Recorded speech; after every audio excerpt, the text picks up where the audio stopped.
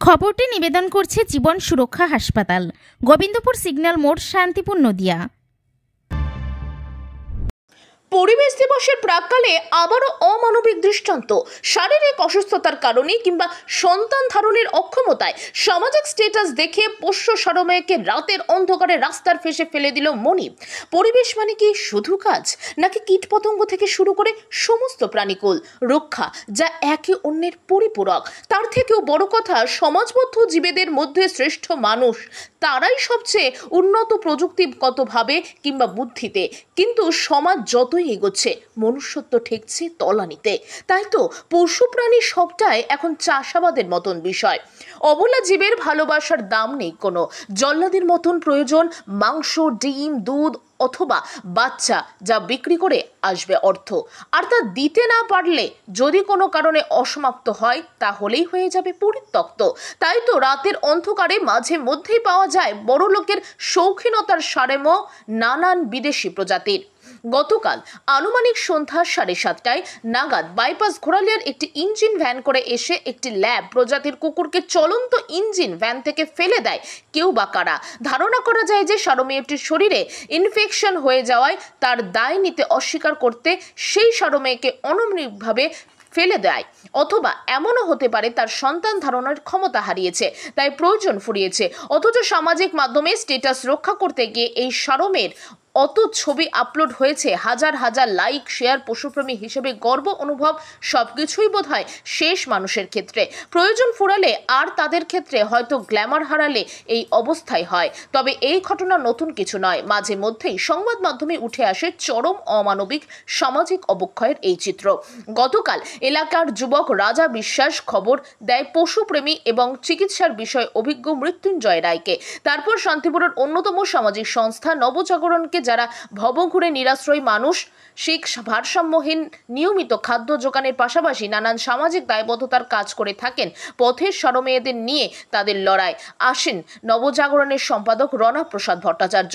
পশুটিকে গর্ত থেকে উদ্ধার করে সকলে মিলে ওই এলাকার যুবক রাজা বিশ্বাসের বাড়িতে ও তার পরিবারের ইচ্ছায় বর্তমানে সেই আশ্রয় পেয়েছে কাল থেকে।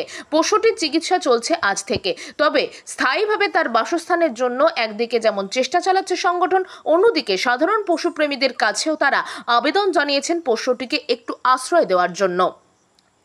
নদিয়া থেকে প্রভাত মন্দির রিপোর্ট, এনি বাংলা। সময় আজকে রাত্রি 11:30টায় আমাদের গোবিন্দপুর পশু হাসপাতালের কর্মরত মৃত্যুঞ্জয় রায় দনুদা, যাকে আমরা সবাই চিনি, তিনি অত্যন্ত মানবিক দৃষ্টিভঙ্গি দিয়ে এই পথের সারমেয় থেকে শুরু করে পশু প্রাণীদের সেবা করেন। তার কাছে একটি ফোন আসে যে বাইপাসের ধারে একটি ল্যাব প্রজাতির কুকুরকে কেউ বা কারা ফেলে দিয়ে চলে যায়। তো স্বভাবতই তখন বৃষ্টি পড়ছিল। মৃত্যুঞ্জয় রায় নবজাগরণকে ফোন করে এবং আমরা নবজাগরণ টিম সবাই গিয়ে এবং আমাদের মৃত্যুঞ্জয় রায় গিয়ে ওই সারমেয়কে উদ্ধার করি এবং উদ্ধার করে যে মানবিক মানুষটা, রাজা বিশ্বাস, ঘোড়ালিয়া গার্ডেন মোড় বাড়ি, যে মানবিক মানুষটা এই ফোনটা করে তার বাড়িতেই বর্তমানে সারমেয়টি আছে এবং তিনি আমাদের কথা দিয়েছেন যে সারমেয়টি করবেন এবং আগামীতেও সেই সারমেয়টির পাশে থাকবেন। আর মৃত্যুঞ্জয় রায় দনুদা এই সারমেয়টির আপাতত চিকিৎসা করবেন। সারমেয়টির বেশ কিছু হয়নি, ওর শরীরটা ইনফেকশান হয়ে গেছে, হয়তো এতটাই অমানবিক তার সেই যে পরিবারে ছিল, তাই এখন অসুস্থ হয়ে গেছে বলে কুকুরটাকে তারা ওরকমভাবে চলন্ত গাড়ি থেকে ফেলে দিয়েছে। তো আমাদের হাত জোর করে অনুরোধ করছি যে যারা কুকুর পুষতে পারবেন না এরকমভাবে অমানবিক অত্যাচার করবেন না, কারণ আপনারা জানেন যে একটা বিদেশি কুকুর কখনোই রাস্তার কুকুরদের সাথে মেলাতে পারে না নিজেকে। তাই কারোর প্রাণ এভাবে কেড়ে নেওয়ার অধিকার আপনাকে কেউ দেয়নি। তাই এটুকু হাত জোর করে বলুন, সবাই এগিয়ে আসুন, এইসব মানুষের বিরুদ্ধে সোচ্চার হয়ে উঠুন এবং সবাই একটা নতুন বার্তা তৈরি করুন যাতে এরকমভাবে কেউ অত্যাচারিত বা অবহেলিত বা এরকমভাবে না হয়। এটুকু। এখানে একটা ল্যাব কুকুর দেখলাম, মনে হলো কোনো বাড়িরই আর কি কুকুর। তো এরকম কি হয়েছে ঘটনাটা? তোমার ওই সন্ধ্যের দিকে কোন একটা ওই যে ভটভটি যে রিক্সাগুলো হয় ওই রিক্সা যাচ্ছিলো, তা আমাদের সামনে যে দোকানটা আছে সামনেই হচ্ছে ওই রিক্সা থেকে পড়ে যাক বা ফেলে দিক যাই কিছু একটা হয়েছে। এবার সন্ধ্যের থেকে এখান থেকে ঘোরাফেরা করছিল। এবার সাহস করে হাত আমরা কেউ দিতে পারিনি, কারণ অচেনা কুকুর যদি কামড়ে টামড়ে দেয়। অনেকক্ষণ ধরে করে তারপরে বৃষ্টি আসে, এবার বৃষ্টির মধ্যে দেখি আস্তে আস্তে কুকুরটা আরও জড়সড়ো মতো হয়ে যাচ্ছে বা শীতে কাঁপছে।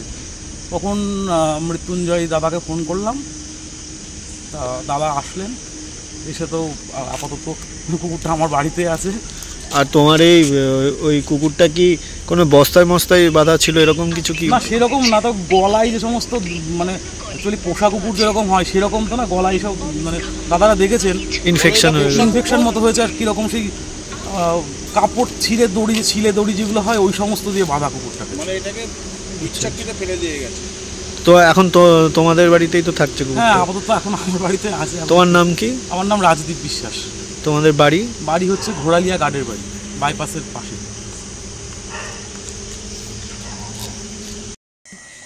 কি হয়েছিল দাদা?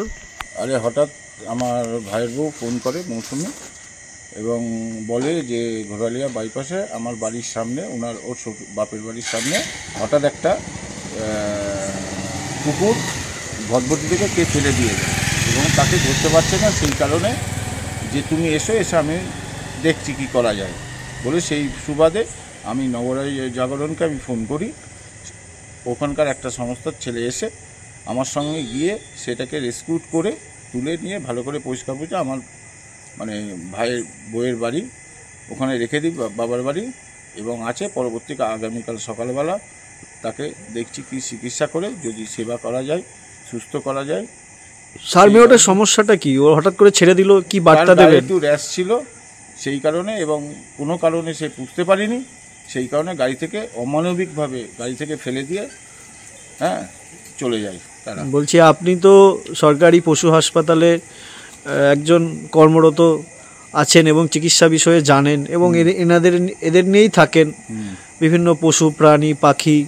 তো এই যে ছেড়ে দিচ্ছে, পুষে ছেড়ে দিচ্ছে, এটা নিয়ে কি বার্তা দেবেন সমাজকে?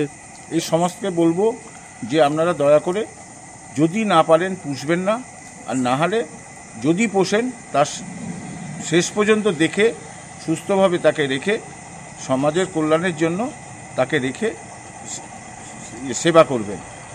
এবং এইভাবে ফেলে দেওয়া একটা অমানবিক কাজ, ভগবান তাকে ক্ষমা করবে না, এইটুকুই আমি বলতে পারি। আপনার নাম? আমার নাম মৃত্যুঞ্জয় রায়, গোবিন্দপুর ABSC পশু হসপিটালে কর্মরত।